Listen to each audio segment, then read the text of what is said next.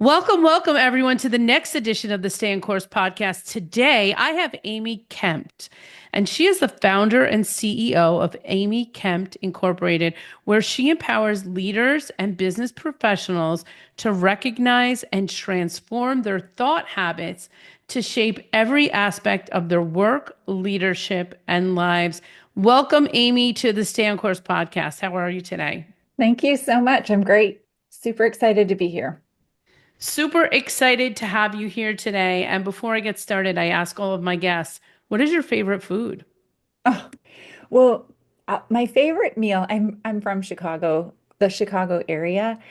There is a deep dish pizza place. It's sort of a neighborhood haunt. It's called Pequod's, Ooh. and they have the best Chicago deep dish pizza in the entire world. In fact, if you've watched The Bear recently, the show, they Oh. even they go and get a Pequod's pizza for like a special guest at the restaurant and prepare it. So it's that pizza. There's something about the crust and the cheese and the sauce. It's just Mm. perfect. Oh my So gosh, it's getting towards lunchtime. I'm getting hungry. Now you've made me hungry. I love pizza. Oh, I think it's amazing. So, we're going to have a great conversation today. We're going to talk about managing your thoughts to create the life you want. And I know you have a book, Amy. Tell me, I see it behind you. Tell me a little bit about the book. yeah, the book is called I See You. And the core message of the book is that you can't outwork your thought habits. So we talk a lot about habits, behaviors, things like that, but thought habits are very different. They are subconscious grooves in our brain that show up and create resistance as we're trying to build a business, even grow a family or create a relationship with someone. These habits of thinking can really hold us back. And so there's a point where just working harder isn't the answer to getting more impact, influence, and income. Ah, so you need to change your habits. And we're going to talk about that today, about Mhm. how we could change some of those habits and really thinking about how we're thinking. I think that's what it's about. It's Yeah. about it's about being kind of like in that bird's eye view or that balcony view of our thoughts and really remembering that our thoughts are powerful. They create the life that we want. So I'm excited to get into the details of these ingredients for success. Yeah. Our thoughts are also not us, which I love. They're just thoughts. They're just things that are floating out there. And so we can change them. It's fantastic and empowering. It is because Mhm. well, because a lot of times people are just kind of get like stuck and they're thinking like this is the only way, but Yeah. really the simplicity of it all is that you just need to change a thought Mhm. to It's change your true. life. Yep. I love that. Where do you want to start this conversation today? Hmm. I'd love to start, I think, with the stories we tell ourselves. That feels like a really important thing. Um, I say maybe twice a day in my conversations with my clients, the line that appears in my book, which is, if you're going to make up a story, you might as well make up a good one. Um, I like that. Meaning, we have a lot of ways that we can interpret things that happen in business on a day-to-day basis. And just as an example, I had a call with a prospective client where we just connected. It was really powerful. And at the end of the call, I felt very confident that we were going to be moving forward, working together. And a couple of days passed afterward. He needed to check with his spouse about saying yes for sure. And so, that's fine. I got busy, whatever. And then I realized, oh, I haven't heard back from him. That's kind of strange. So I sent an email, just checking in. Then I still didn't hear back, which was really odd because I felt really great about our connection. So time passes really slowly sometimes around these types of things where I had a decision to make about the story. I was telling myself about why he wasn't getting back. Did I misread the situation? Was he misleading me? Was he really not interested? And I thought he was. Um, you can go negative. I don't usually skew this way, but did he think I was being too pushy or too forward in the way that we spoke? You can make up a million stories Yeah, you sure can. around what happened and why he didn't get back to me. So it turns out a couple of days later, I get an email from him and it says, "Hey, I just was in my drafts of my email cleaning some things out and realized that this whole email, which basically was saying, let's go, I'm so excited to move forward, has been sitting in my drafts for 5 days and it Wow. just didn't go out." And he said, "I wondered why I didn't hear back from you. I thought that was strange." And I thought about this interaction a lot because depending on the story I told myself in the days in between, could really impact the way I'm showing up for other prospective clients or for my clients or for my family or for my friends Yeah. in our day-to-day interactions if I'm not feeling so confident or I'm letting the story be a negative one. And so if you don't know, you might as well tell yourself the story that makes you feel more confident because you're going to end up with a better outcome in the long run. Yeah. Well, and there's a like a lesson there, a follow-up lesson too, that you For don't sure. wait 5 days to follow up with a client, you know. Mm, yeah. That's something that we talked about, you know, not to go off on a tangent, but money loves speed. So Mm, we have to be attentive to our clients because, you know, just like you let 5 days go by, mhm. and he let 5 days go by, but you know there are human errors, and now the story proliferated 5 days, so now you Sure. had 5 extra days to tell yourself another story. Yeah. So interesting, you know, because there's so many Mhm. different like lenses to look at that. Yeah. But I think the main thing is that we could tell ourselves a really bad story. Sure. Or You we know, could tell ourselves a really good one. I know. Well, and this is another, I have an example. I'm just going to give you an example. Yeah. So I met this woman. I'm not, she and her husband were, met me for the first time, second time. And I just felt this person was like very standoffish and giving me dirty looks and stuff. And I was making up these stories in my head, partially about me and partially about her. And then come to find out that she was going through a really difficult time. Ugh. And I'm like, oh my God, I totally sat there and judged her, judged myself, and made this thing a thing when it wasn't even a thing.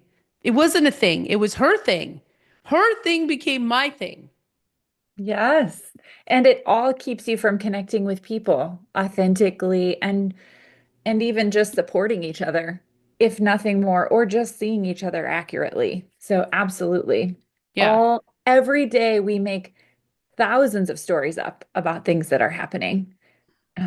And so it's really important that you're aware that you're doing that and that in so much as you are aware, you choose stories that serve you Yeah, you might and as well tell people. yourself a good story. Might as well. Yeah. I like that. Yeah. I have on my profile on LinkedIn, I don't know if you saw it, but it says, the story you tell yourself about yourself is the most important story you will Ooh, ever tell. it's a very true statement. I love that. That's one I of my love it favorite too. things. I don't know if I said it. I want to say that I said it, but it might have been somebody else, but I have it like as if I said it. Hmm. There's my thought leadership right there. All right, what is the next ingredient you want to talk through? Let's touch on goals with boundaries. I I really hope we don't get tired of talking about boundaries because I know it can feel a little cliche. The work I do, obviously, I talk to people a lot about boundaries with relationships with other people, but this is sort of a different twist on boundaries. I believe that we have a relationship with our business or a relationship with our career, just as we do with another person.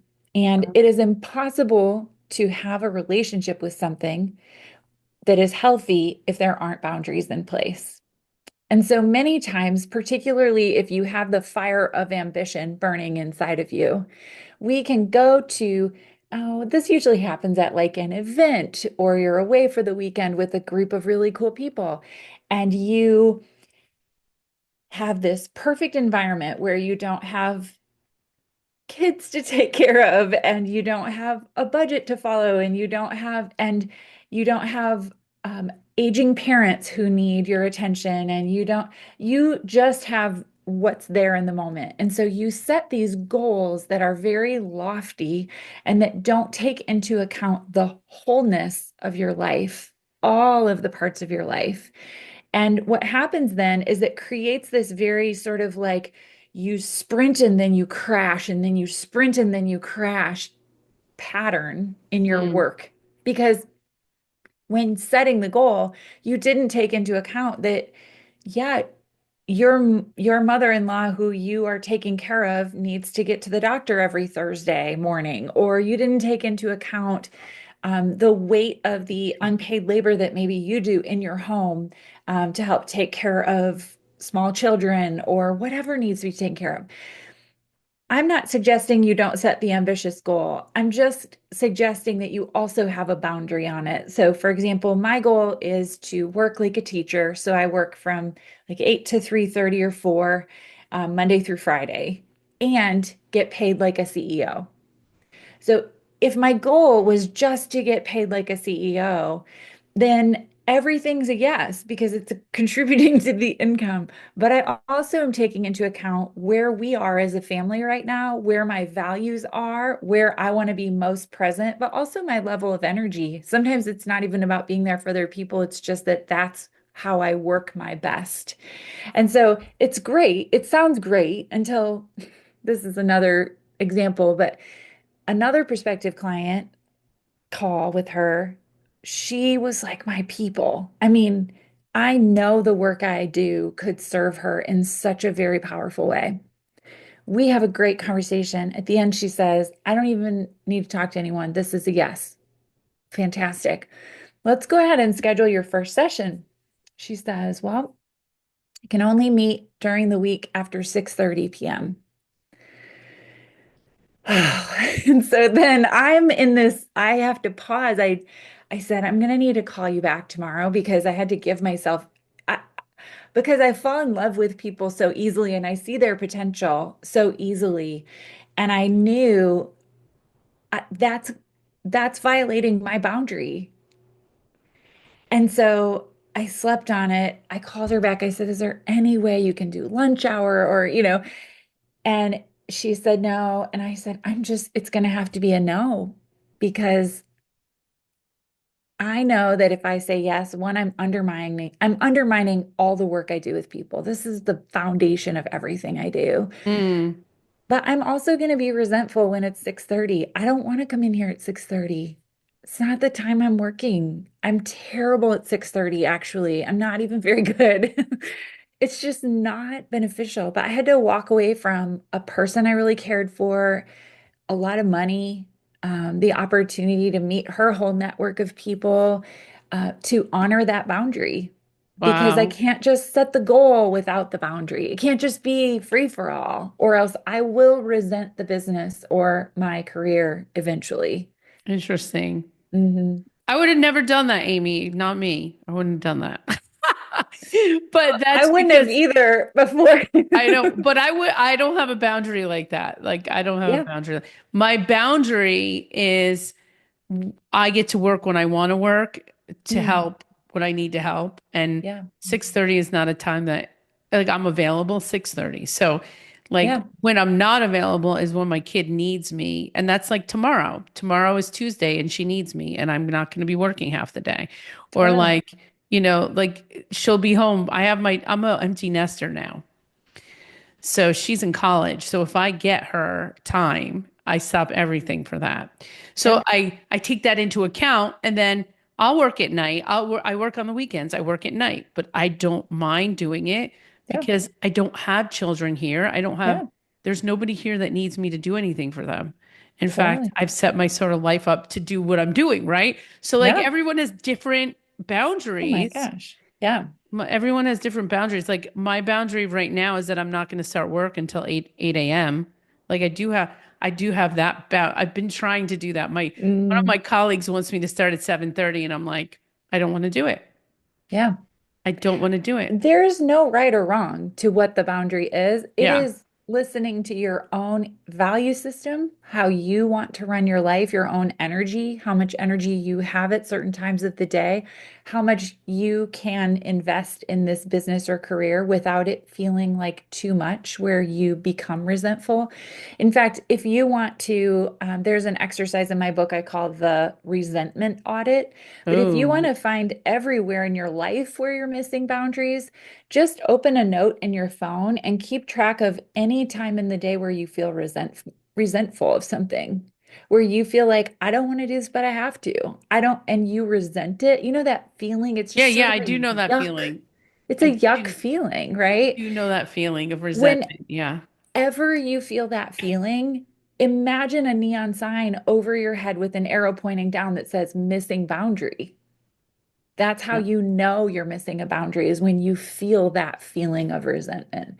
And I don't Mm, want to resent my business. I love my work. I love to work. I love to work, but I don't want to resent it.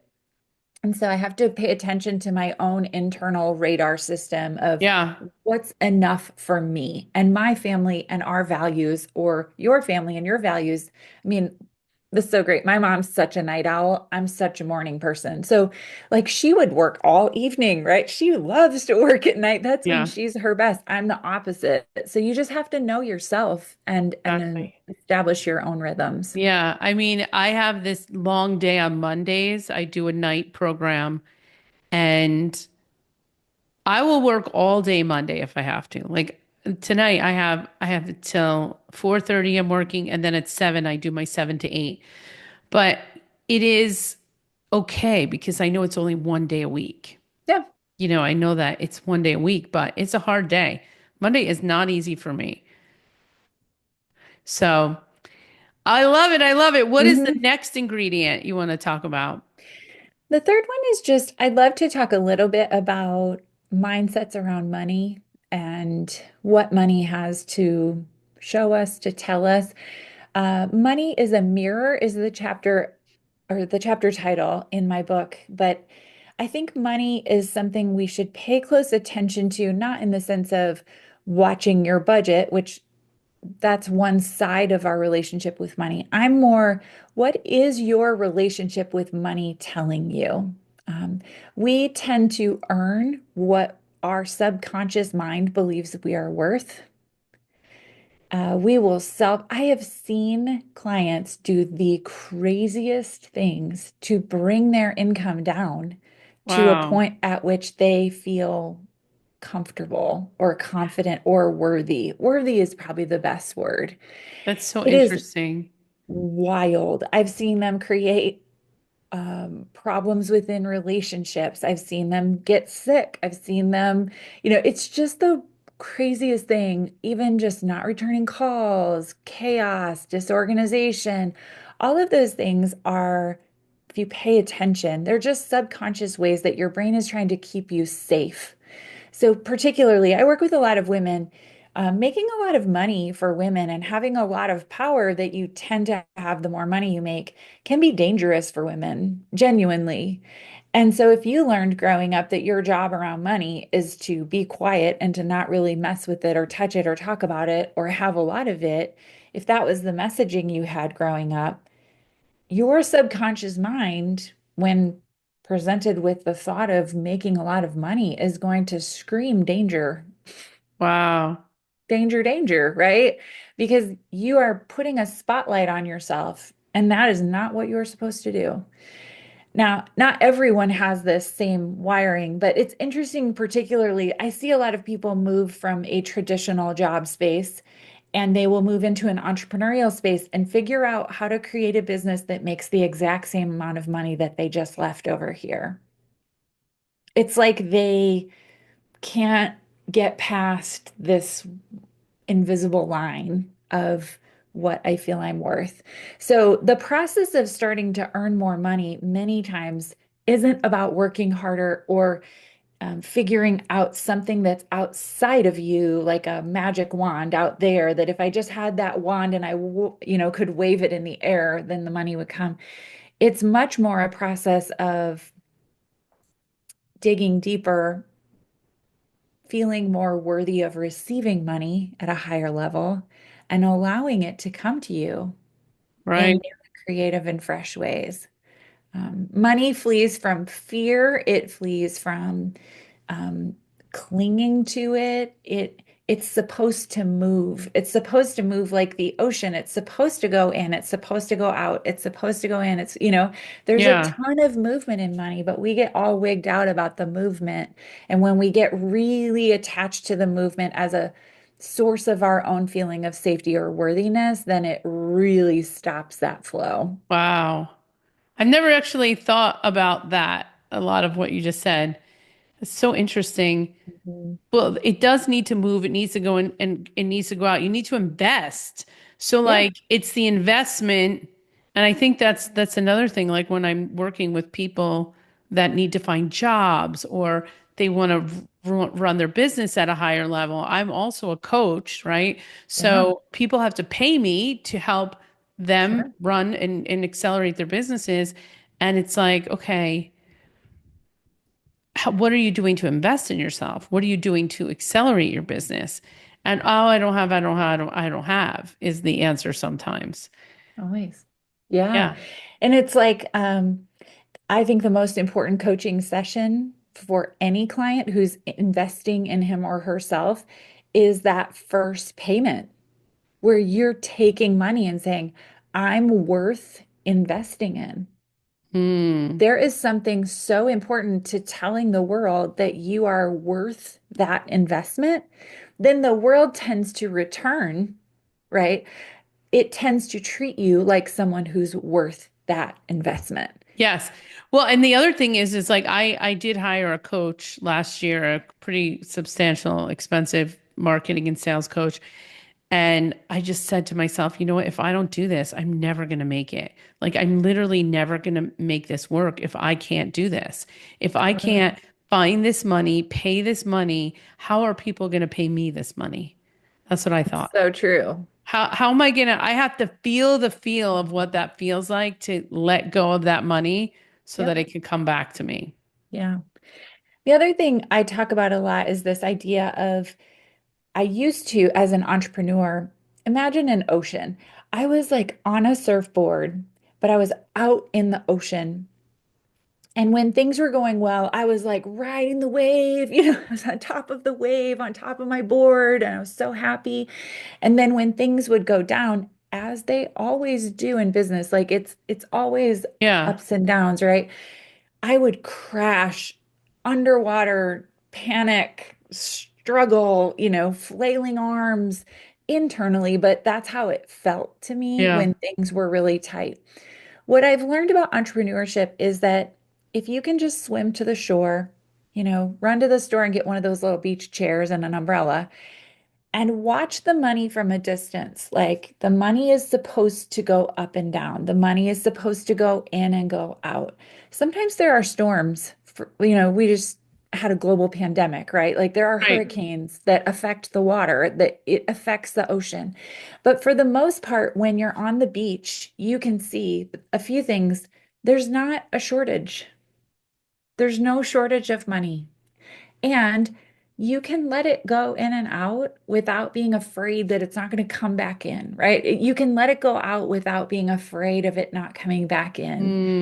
Mm, There's something about the release of that fear and that clenching of the fists around it that yeah. just allows more of it to come Come toward you. in. I love that. I Mhm. love Yeah. that picture of it. I think I'm gonna definitely I'm gonna do that because I I've been thinking about how to say this to the world, because I am Yeah. an entrepreneur and it's hard. It's very hard. These downtimes, the downtimes are hard. And it's very like hard to also tell people that you're struggling because there's this sort of like persona, I think, out there like, Yeah. oh, you're doing, Julie, you're doing so well, they say to me. Julie, you're doing so well. I'm like, why am I doing, how do you know I'm doing so well? Like, what, because I post on social media? Like, what Yes. is that supposed to mean? Like, oh, my business is thriving because I'm posting on social Hmm. media. No, my business is moving in and Mhm. out, and it's going Mhm. up and down, and I'm on a roller coaster and all these things. And I think that's the reality of it. And if that's the message, like, and you're normal and you're okay and you can Totally. still keep going, because it's so easy to Mhm. give this up, Amy. It's Yeah. so easy to give up Mm. on those dry months when you're Yeah. sitting on the beach, right? Watching the other people Mhm. ride the waves, and you're like, Yeah. And that's how we know we've given away our feeling of safety and security to this inanimate object we call money. We've assigned value to it and we've allowed it to make us feel safe and secure, right? Now, I know there's like a contrary opinion. Well, yes, but you have to pay your mortgage and there are bills and, it does cost money to live. What I'm suggesting is that when you take your power back from it and you feel safe and secure in this moment right now, mm, regardless of what's in your bank account, more money will move toward you I, than if you feel scared, yes, worried, nervous, and all um, wrapped up in those feelings. yes, I agree. I absolutely agree. And just kind of like allowing it to come in when it's Mhm. going to come in, and really doing the right things. I think that at some point, at least that's what I'm feeling right now in my business. I've worked for 3.5 years building my business, but working really hard for 3.5 years. And it just feels like I'm scratching the scratch, like something's coming. Mhm. And there's proof of it. There's proof of that it's coming. And Right. so it's just a matter of like continuing to sit and watch the waves come in and out, and be content in the moment. Because that's the problem. Like I remember when I lost my job a few times in corporate America, Yeah. and I was very lucky to I had a year off. I there were several different waves and flows, but there was one particular time that it was one full year that I had off of work because I was looking for a job. And Mhm. in that time, I got certified as a coach and all these different things. And I thought to myself, what if I could wait well? Mm. It's a Like, great question. what if I could just wait well? What if I could just like have that inner confidence that everything was going to be okay and that I could enjoy the year? Can you imagine if you had a year off Yeah. and you had to look for a job, but you didn't really know, though that's the thing. You didn't know when the job was coming. I had no idea when this job was coming, but it came right at the right time. Mhm. It came when my money was starting to run out. And but if I had known that the job was coming in June and I could just sit back and relax and enjoy it, that would have been a better scenario. But we can't see the future like that. No, But it's like, what if you wait well? such a great question. Hmm. What if you wait well? So powerful stuff, Amy. This has been so powerful. Thank you for allowing me to be reflective and thinking about all of this. And tell us a little bit more about what you're working on right now and where our audience can find out more about you. Yeah. I'm actually in the process of talking about this book that came out a year ago a lot right now. I'm just traveling about this book. Um, I'm proud of the impact it's having and also that people are passing it on like crazy right now. There's something about the message of this isn't about working harder, and there's something deeper happening that is resonating with people, particularly this strand of person who is ambitious and wants to create more income and more impact and more influence. So what I would invite people to do, there are a couple of ways. One, you can listen to the book on Audible or read it holding it in your hands, both of those ways. It's called I See You. And then also, you can find some really cool information about the book, including some video content. I had 8 of the women I respect and admire most come over to my house, sit in my living room, and we had a professional videographer record a conversation. They were the first readers of the book. So, kind of Oprah style, you can watch that conversation. You can learn about all of my work at my website also, which is amykemp.com. So, amykemp.com. Thanks, Amy. Thank you so much for being a guest on the Stay on Course podcast. Thanks, Julie.